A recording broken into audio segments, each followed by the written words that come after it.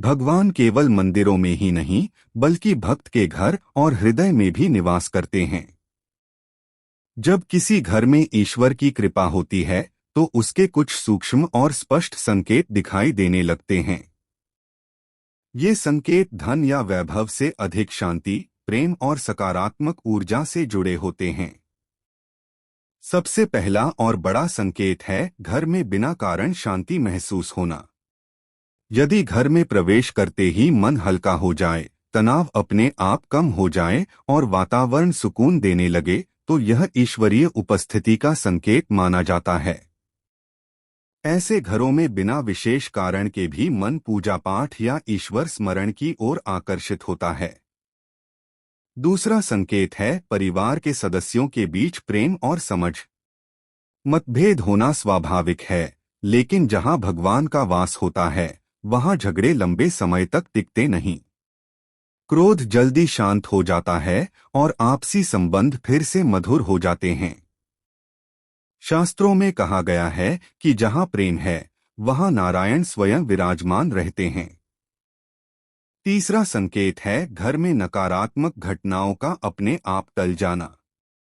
कई बार बड़ी परेशानी आने वाली होती है, लेकिन अंतिम समय में कोई न कोई रास्ता निकल आता है।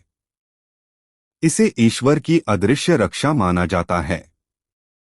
ऐसे घरों में संकट आता जरूर है, लेकिन टिकता नहीं। चौथा संकेत है प्रकृति और जीवों का सहज आकर्षण। यदि आपके घर में पक्षी आकर बैठते हैं, तुलसी का पौधा अच्छे से बढ़ता है या गाय कुत्ता जैसे जीव शांति से आते जाते हैं, तो इसे शुभ और ईश्वरीय ऊर्जा का प्रतीक माना गया है। पांचवा संकेत है स्वप्न या अंतर्मन से मिलने वाले शुभ संदेश। कभी कभी भगवान, दीपक, मंदिर, शंख, कमल या उजाला दिखना यह दर्शाता है कि घर की ऊर्जा शुद्ध है। यह आवश्यक नहीं कि हर सपने में भगवान दिखें, पर मन का सकारात्मक होना स्वयं एक संकेत है। छठा और सबसे महत्वपूर्ण संकेत है कृतज्ञता का भाव। जिस घर में लोग जो मिला है उसके लिए धन्यवाद कहते हैं, वहां लक्ष्मी और नारायण दोनों का वास माना गया है।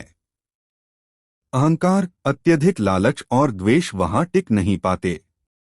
अंत में यह समझना आवश्यक है कि भगवान के घर में होने का सबसे बड़ा प्रमाण बाहरी चमत्कार नहीं, बल्कि भीतर की शांति है।